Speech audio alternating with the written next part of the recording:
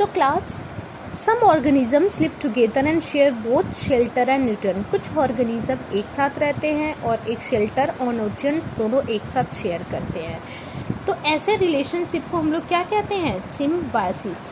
What we call this type of relations? We call this type of relation a symbiosis. Okay, for example certain fungi live inside the roots of plants. कुछ fungi ऐसे होते हैं जो plants के roots में रहते हैं।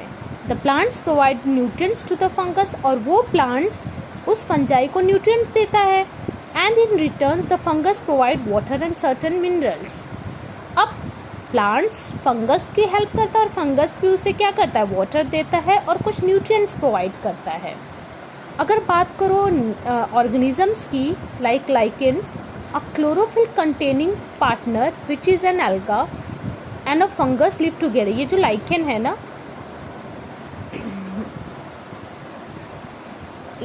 Lichen क्या करता है? लाइकेन और फंजाई ये दोनों एक साथ रहते हैं, ये दोनों एक पार्टनरशिप है। क्या करते हैं ये जो लाइकेन है, इसमें क्लोरोफिल होता है। लाइकेन क्या है? एक तरह से एल्गी, एल्गी मीन्स काई।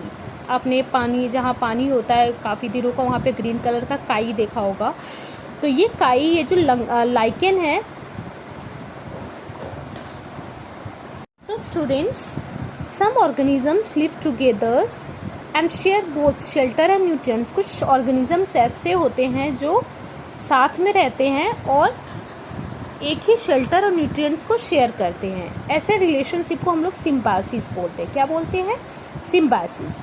अगर एग्जाम्पल की बात करो तो कुछ फंजाई ऐसे होते हैं जो कुछ प्लांट्स के रूट्स में रहते हैं। उस प्लांट से ये न्यूट्रिएंट्स लेते हैं और उस प्लांट्स को बदले में क्या देते हैं? वाटर देते हैं और कुछ अपना न्यूट्रिएंट्स देते हैं। फॉर एग्जांपल अगर हम बात करें लाइकेन की, लाइकेन एक ऐसे सिम्बायोसिस का एग्जांपल है। लाइकेन, लाइकेन किसका बना हुआ है? फंजाई का और एल्गी का। एल्गी मीन्स काई, काई मतलब जो आप बारिशों में ग्रीन कलर का देखते हो ना, काई, दैट इज़ द एल्गी। तो एल्गी और फंजाई दोनों एक साथ रहते हैं। फंजाई क्या करते हैं? उसको वाटर सप्लाई करते हैं, और जो एल्गी होता है वो उसके पास क्लोरोफिल होता है, तो वो खाना बनाता है, फोटोसिंथेसिस प्रोसेस करता है, जिससे कि वो फंजाई को वाटर देता है और फंजाई बदले में क्या करता है? उसको शेल्टर देता है, वाटर देता है और मिनरल्स देता है। और एल्गा क्या करता है? Alga in returns provide the food. Alga क्या करता है? जब ये सारी चीज़ें उसको मिल जाती है, वाटर, मिनरल्स, तो वो खाना बनाता है और फंजाई को क्या करता है? खाना प्रोवाइड करता है। तो दोनों एक साथ रहते हैं। तो दोनों का जो कॉम्बिनेशन है उसको क्या कहते हैं? उससे एक नया ऑर्गेनिज्म बना जिसको हम लोग कहते हैं लाइकेन्स। वैसे तो ये दोनों अलग अलग लेके रहते हैं, लेकिन कई जगह ये दोनों साथ में काम करते हैं, जिसके साथ में रहने की वजह से इनका एक नया प्रोडक्शन हो गया, नया ऑर्गेनिज्म बन गया, जिसको हम लोग क्या कहते हैं? Lichen. Okay, now come to the next one. How we are going to the next topic, that is the how nutrients are replenished in the soil. Okay, how the nutrients are replenished in the soil. Okay, have you seen farmers spreading manures or fertilization in the field? आपने देखा है कि जो farmers होते हैं वो बहुत सारे मैन्योर्स यानी खाद और fertilisers. What is the difference between manures and fertilisers? First of all you understand, manures क्या होते हैं? जो गाँव में लोग बनाते हैं अपना खुद का ऑर्गेनिक मैन्यूर्स, जो कि गाय भैंस जो होते हैं ना, काउस वगैरह, उनके डंग से और सड़ी गली चीज़ों से बनता है, that is manures. And what is fertiliser? जो केमिकल से बनता है फैक्ट्रीज वगैरह में।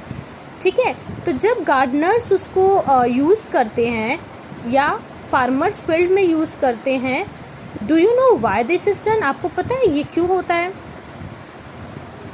You learn that plants absorb minerals and nutrients from the soil. आपको पता है वो खेतों में क्यों डालते हैं?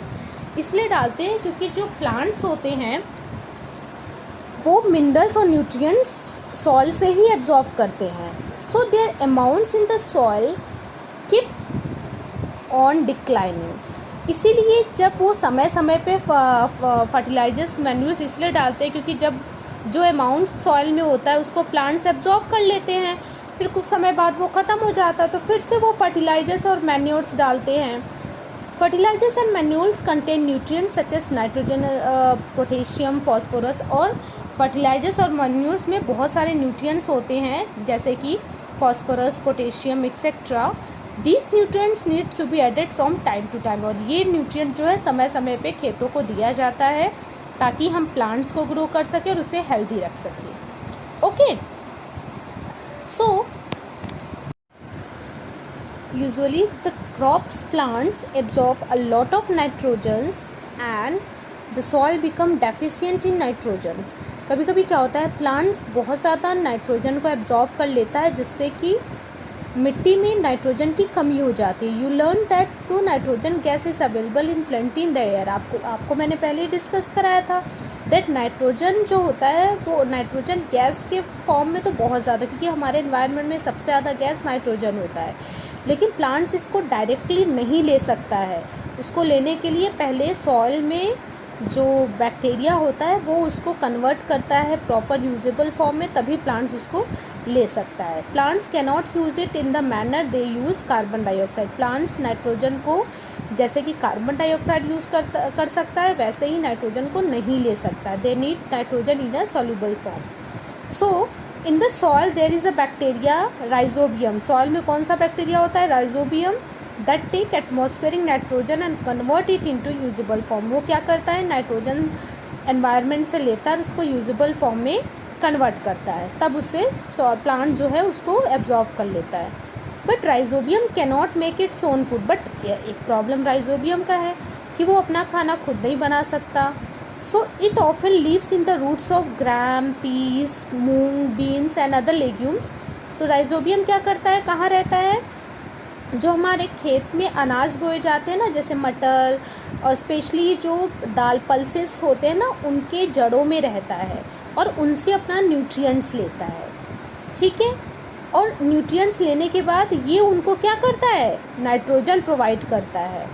ठीक है, और प्लांट्स को नाइट्रोजन देता है और खुद क्या करता है, प्लांट से न्यूट्रिएंट्स लेता है और प्लांट्स को नाइट्रोजन देता है। ठीक है, so this is the also the kind of symbiotic relationship. ये भी एक तरह से सिम्बायोटिक रिलेशनशिप है ना। सो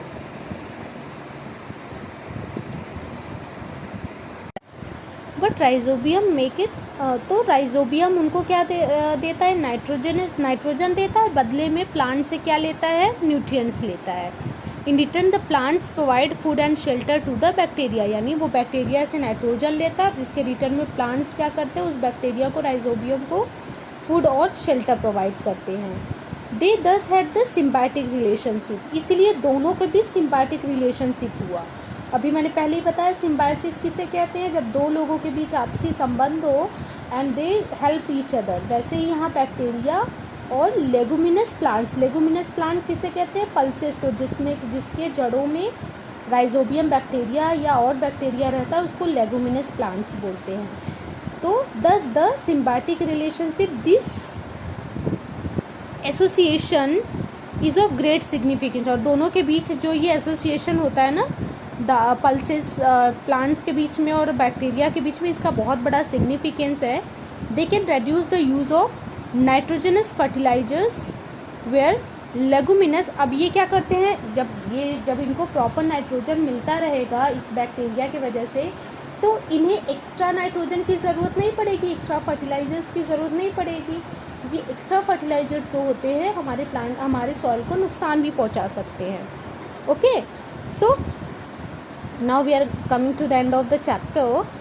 So the plants are grown, most of the pulses like dal are obtained from leguminous plants. So ज़्यादातर मैंने अभी बताया कि जो दाल होते हैं ना, पल्सेस के जो प्लांट्स होते हैं उन्हीं में बैक्टीरिया ज़्यादा होते हैं और ऐसे प्लांट्स को हम लोग लेगुमिनस प्लांट्स बोलते हैं। तो ज़्यादातर जो पल्सेस होते हैं वो लेगुमिनस प्लांट्स से ऑब्टेन होते हैं। So in this chapters you learn the most of the plants are autotrophs. हमने इस चैप्टर में क्या पढ़ा कि ज़्यादातर प्लांट्स ऑटोट्रॉप्स होते हैं, मतलब अपना खाना खुद बनाते हैं। कुछ प्लांट्स पैरासाइटिक होते हैं। पैरासाइटिक का मतलब है जो किसी लिविंग प्लांट्स किसी लिविंग प्लांट पे ही डिपेंडेंट हो और उन्हें फूड खुद उनका न्यूट्रिएंट्स ले लेते हैं और उन्हें नुकसान भी पहुंचाते हैं। और कुछ प्लांट्स पैरासिटिक होते हैं, कुछ सैप्रोफाइट्रॉपिक होते हैं। सैप्रोट्रॉपिक मैंने क्या बताया था, व्हाट इज़ द सैप्रोट्रॉपिक, जो किसी डेड और डिकेड्स पे डिपेंड होते हैं। They derive their nutritions from other organisms. तो ऐसे प्लांट्स क्या होते हैं जो किसी दूसरे ऑर्गेनिज्म पे डिपेंडेंट होते हैं। All animals categorise as heterotrophs. तो ये सारे एनिमल और सारे प्लांट्स या सारे एनिमल्स का एक कैटेगरी है heterotrophic, because they depends on plants and other animals for food. वैसे ही ये प्लांट्स के बारे में हम लोग पढ़ रहे थे, तो ऐसे ही एनिमल्स का भी होता है। कोई भी, चाहे वो प्लांट्स हो चाहे वो एनिमल्स हो, अगर किसी दूसरे प्लांट या एनिमल पे डिपेंडेंट होता है तो उसे हम लोग क्या कहते हैं, heterotrophic mode of nutritions. Okay, can we say that the insectivorous plants और पार्शियल और हेट्रोट्रॉप्स, क्या हम कह सकते हैं कि जो इंसेक्टिवोरस प्लांट्स है वो भी हेट्रोट्रॉप्स है? ऑब्वियसली पार्शियल हेट्रोट्रॉप्स है। क्यों? क्योंकि एक तो वो ग्रीन है अपना, पार्शियल मीन्स आधा, क्योंकि वो अपना खाना बनाता है। मैंने बताया था इंसेक्टिवोरस प्लांट्स में कि वो अपना खाना बनाते हैं बट टोटली न्यूट्रिएंट्स नहीं पा सकते, इसलिए वो इंसेक्ट को भी खाते हैं। तो पार्शियली हाफ तो अपना खाना बनाते हैं और हाफ वो अपने न्यूट्रिएंट्स से भी किसी इंसेक्ट से भी न्यूट्रिएंट्स लेते हैं, इसलिए हम इसे पार्शियली हेट्रोट्रॉप्स कह सकते हैं। So in this chapter we will study about the autotrophic mode of nutrition and heterotrophic mode of nutrition. In this chapter we study about the plants. Now in next chapters we will study about the animals mode of nutrition in animals. Now students, your task is, your homework is, first of all you write the keywords. First of all you should write the keywords given in your books, all the keywords, and then write the definition of these keywords. Okay, then we will discuss with the question answer and extra question from this chapter. Thank you class. If you have any doubts please write in comments box. Okay, thank you class.